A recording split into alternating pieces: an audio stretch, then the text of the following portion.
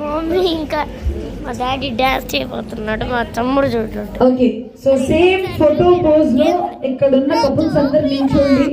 Sir మీరు కూడా same pose.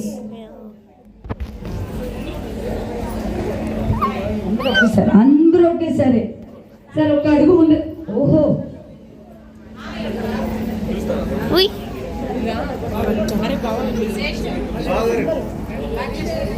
Okay, ఇటు ఒక కపుల్ రావచ్చు, young couple.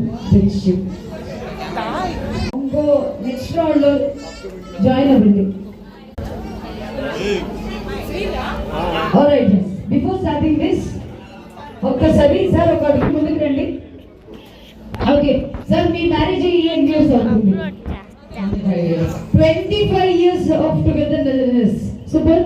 Okay sir, 25 years గా ఇంత హ్యాపీగా మీరు ఉన్నారు. సో వాళ్ళు కూడా అలా ఉండాలంటే ఎలా ఉంటే అలా ఉండొచ్చు. అండర్స్టాండింగ్. ఓకే సార్, అంతేగా అంతేగా అంతేనా సార్? అంతేనా? ఓకే. హలో సార్, మీరు కూడా దాక్కుంటున్నారండి, ముందుకు రండి. Okay, all right. మీ మ్యారేజ్ అయ్యి ఎన్ని ఇయర్స్ అవుతుంది?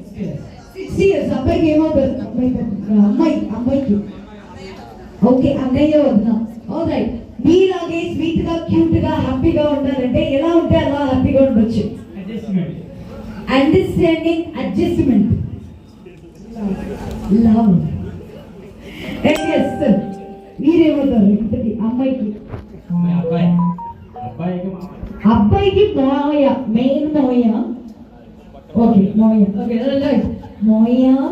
ఇంతకీ హ్యాపీగా ఉండాలంటే ఎలా ఉంటే హ్యాపీగా ఉండొచ్చు దంపతులు ఇద్దరు కూడా?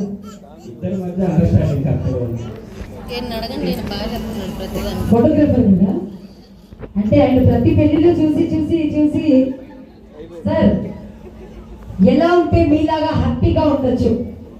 సార్ అయితే నాకు ఫస్ట్ డైలాగ్ కి అర్థమైపోయింది, అంతేగా అంతేగా బ్యాచ్ అని. సార్ ఎంట్రీ స్టార్ట్ చేద్దాం అనగానే మేడం మేడం అడిగింది, మేడమే మొత్తం అన్నారు.